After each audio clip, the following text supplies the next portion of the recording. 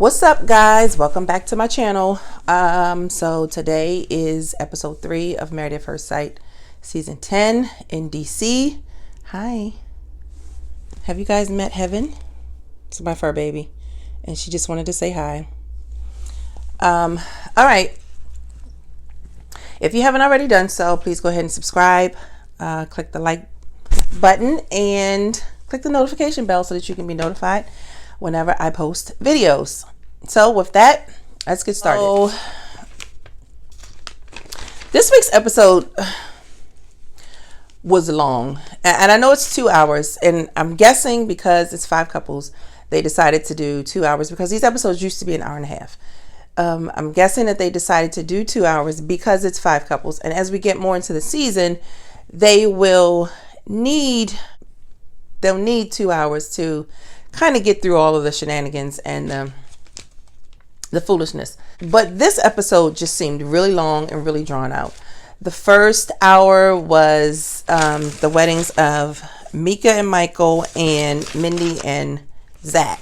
But then the second hour just seemed like a lot of filler. And so since we had so much filler on this episode, I'm not going to do like a really deep dive into it.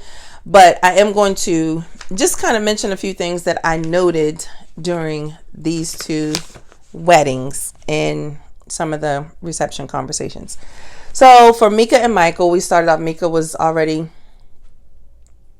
being a little bit of a diva when it came to her gown. And I know wedding day, you want your stuff to be perfect, but I feel like she had the opportunity to say, oh no, this is not fitting properly. Tape it up, get her some chicken cutlets to push the girls up and do what she needed to do.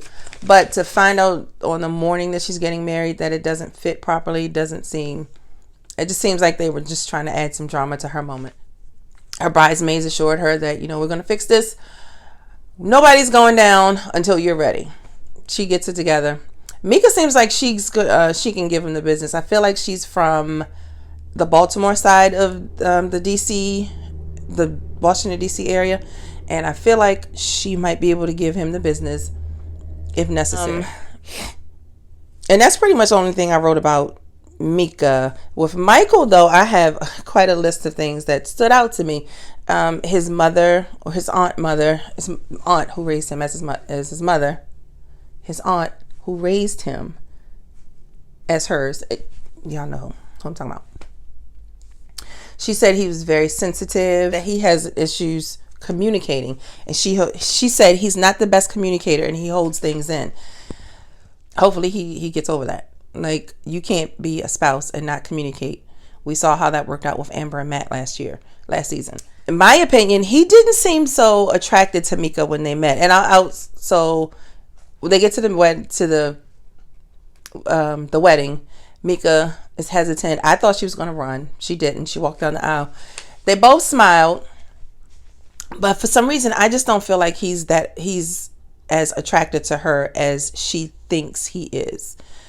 I could be wrong. I've been wrong before, right? So he does meet her. He greets her family when he gets to the altar. He greets her. His vows are cool. She seemed like they were the best things that she ever heard. Mika, on the other hand, her vows seemed very corporate. Like, it sounded like a mission statement almost. And I didn't feel anything in it. And I know you can't put a lot of feeling into words that you're saying to a stranger, but 9 out of 10 people, I got something out of their vows, but hers just felt very corporate and very, like I said, it sounded like a mission statement. They get through their vows, they get through the wedding. Nothing super eventful happened there. I think he did ask her if he could kiss her when the minister said you can kiss. I think he did, which is cool. They kiss, they go. Their conversation, their one-on-one conversation was, I don't think awkward is the right word, but it didn't seem very comfortable. Like, he didn't make a lot of eye contact with her. The way he talks very fast. He didn't look at her a whole lot. She was looking at him when she was talking. He was looking away when he was talking. and then kind of glanced over at her every time he finished. It just seemed like he's not super attracted to her. He says something different. He says that she looks like the type that he would have chosen, but I don't get it. I don't think so. They go take their pictures. Their pictures were very stiff, very uncomfortable looking. Dip me, like those, they just look stiff. They look really stiff. Hope it all relaxes. Zach and Mindy. And his hair. I feel like his hair is its own entity. I feel like Zach's hair is like a child in the relationship. It needs its own space. It requires its own attention. I can guarantee he has a bunch of hair care products that probably fill up the bathroom. And she touched it. I feel like at that moment he decided she is not the one for me. She touched his hair. So Mindy and her sister, she's getting ready. She's sad because obviously her parents aren't there.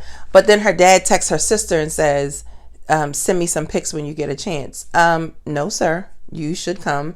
If you want to see, you should come. But her sister is so supportive. And I mean, if you have a sister, it really helps to have one like that. She seems to be in Mindy's corner. Her name is Taj. In Mindy's corner, she's she's just all in for her. She's like, I'm your big sister. I got you. I got your back. Love their relationship. Let's see, what else did I write? Mindy seems like she's really ready to be married. Point blank. I don't know if this is the right, like, she seems to be, I think Mindy is the person that this experiment is meant for. Like, she's had her issues, her trials and tribulations with dating, and she's in a place where she's just ready to do it. She's ready to settle down. She's open. She's completely open to the process and the possibilities of what could be. Zach, on the other hand, I'm not sure that he is in it for the right reasons, because everybody that made a comment about him mentioned his commitment. His mom says she hoped that his heart is in it. She hoped he doesn't bail because he's a perfectionist. Commitment kept coming up. Remember when his friend did the toast at the reception, he said something like, he said a lot of women and some men are going to be upset that Zach is getting married, so don't come to our gym. Like, I just feel like he's not ready to let go of all of that he says he's been through, and he wants to let go. But Zach, of course, I wrote down that he's following all the rules of the player handbook. Like, he did everything that on paper, a Prince Charming is supposed to do. He greeted her at the altar. He held her hand and guided her up. He told her she looked amazing. He got down on his knee during his vows and asked her if she would marry him. During his vows, he's talking, and then he gazes off into the distance, and then he breathes. Like, he's doing it all. He read up on what Prince Charming is supposed to do. How do you win over an average woman? Because that's what it seems like he's going into this for. He's dated all these beautiful women, and they weren't right for him. So he's looking for the average woman that he feels like is smart and focused and mature and ready to do this with him. I mean, his first vow was, I'll make you feel like the most beautiful and attractive woman all the time. And then at the end of their wedding ceremony, he stops to take a selfie. I knew going into their pictures that he was going to make his pictures were going to be the best, because he's all about how he looks. Their get to know me conversation was fine. He asked about her parents, and she said she would fill him in on that later. He asked her why'd you do this, and she gave the typical answer of, I've done it all. I'm done with the dating scene. I'm ready to settle down and make this thing happen. That's pretty much all I wrote about them. Oh no, she is very caught up in his looks. Like, she is sprung. She is enamored. She is just Google over him. Like, she said it a bunch of times. He's so handsome. He's so handsome. He's so handsome. So yeah, then they go off and, like I said, take their pictures. Their pictures were gorgeous. Both of their weddings are over, and then we go to all of the reception. We start off with Brandon talking to Taylor's mother, and she asked him. So their conversation did start off a bit awkward, but he did say, I know you have a bunch of questions. And she's like, yeah, the first one is why I do this. And he gives the same answer as everybody else. I'm kind of tired of the dating scene. I want to get married. Apparently his answer was good enough for her because she felt a little more reassured. She feels like he's good for Taylor. Her worries were eased. And then Taylor talks to Brandon's mom. Brandon's mother is really, really welcoming of Taylor. They hugged. They were very personal with one another. But the only thing that Taylor keeps talking about is how much she keeps saying, I think we have so much in common. He likes pets. I like pets. There's a lot of people who like pets. I hope that's not what she's basing this relationship on, is the fact that they both like pets. He did say that he feels like the experts found the female version of him. So, but anyway, Brandon's mom and Taylor talk for a bit. Tracy, her name is Tracy. She seems very happy about Taylor being matched with her son. Let's see. Katie sits down with Derek's friends.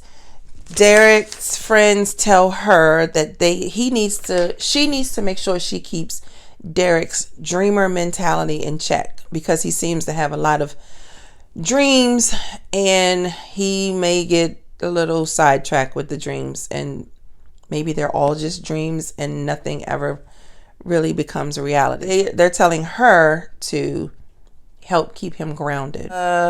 Derek sits down with Katie's dad. I thought that was a really nice conversation. They seem really comfortable together.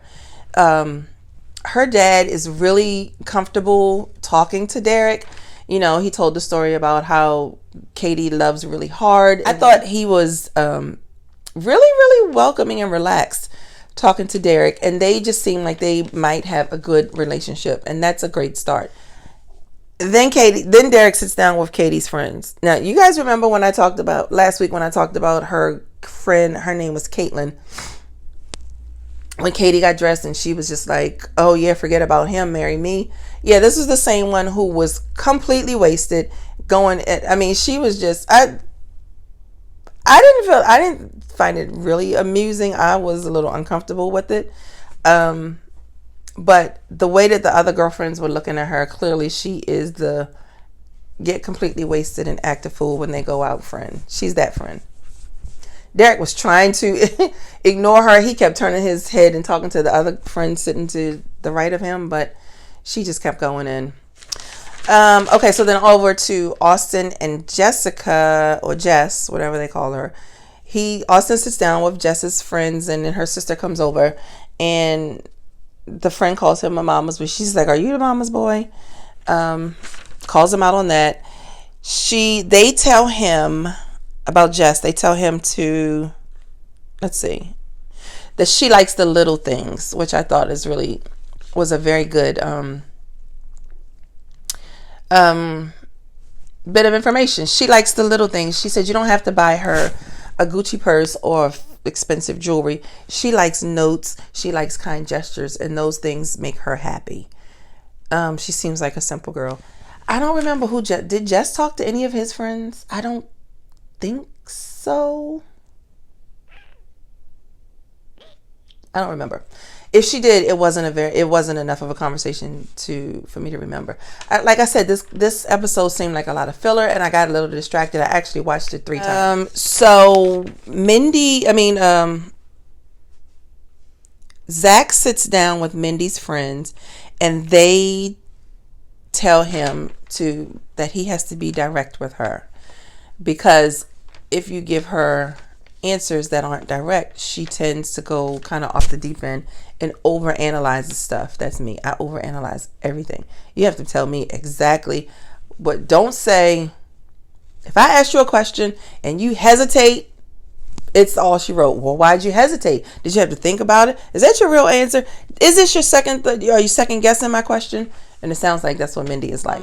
Mindy sat down with Zach's mother, father, stepmother, and there's another woman at the table. Was it his sister? Yeah, it was a sister. Her name was Bobby Joe, I think. Something like that. Because she was like, Bobby Joe? Whatever it was, that she was, because they're from the South. They really wanted to know how she felt when she saw him, which I thought was interesting. And then Zach's father said that he thought that they were a good mix and that Mindy is the croutons to his salad. She's the dry, crusty bread on top. Okay. Stepmother gave her a little bit of shade. She kind of side-eyed her like this, and she turned her body like, I'm not a part of this conversation. Okay. Michael sits down with Mika's sister and her friends, her bridesmaids, and her sister tells him, you better not mess this up. I'm telling you, I get that Mika is I don't know why you. She's going to give you that in a conversation at some point. Mika talks to Michael's mother or aunt and cousin / mother sister. And they really love her. They really like her. I can't say love her. They really like her. They're really, really happy that they were matched. Mika says, divorce is not an option for me. I'm not a quitter. Divorce is not an option for me. I'm not a quitter. I'm here for the long haul. And they love her answer. So they're all in. Did I miss anybody?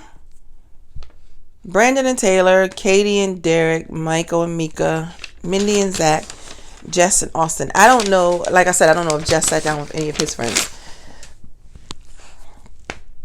So then everybody goes off to the hotel. They talk about if they're going to consummate the marriage. Brandon sounds like he is ready if Taylor is, but Taylor in her confessional type conversation says she's not that type of girl. She's not going to do it on the first night. But you know what? Brandon was very drunk. Oh, speaking of that thing that he did with the wedding cake was so awkward and uncomfortable. He was drunk.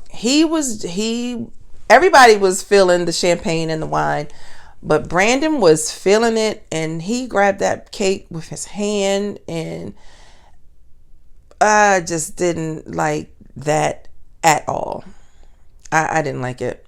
Derek and Katie, they probably did it before they got in the bed. Like, she was so ready, and he was like, if she's ready, I'm ready. Mika and Michael, I don't think they are going to do it. Jess and Austin, probably not. And Mindy and Zach, I think if he wants to, then she will. I think she's all in. So there you have it. Like I said, this episode wasn't the greatest. I'm excited for the season, though. I'm excited to see where, what evolves from these relationships. Tell me what you guys think. All right. Don't forget, subscribe, like, click the notification bell, and I will see you on the next one. All right, guys. Have a great weekend. Bye.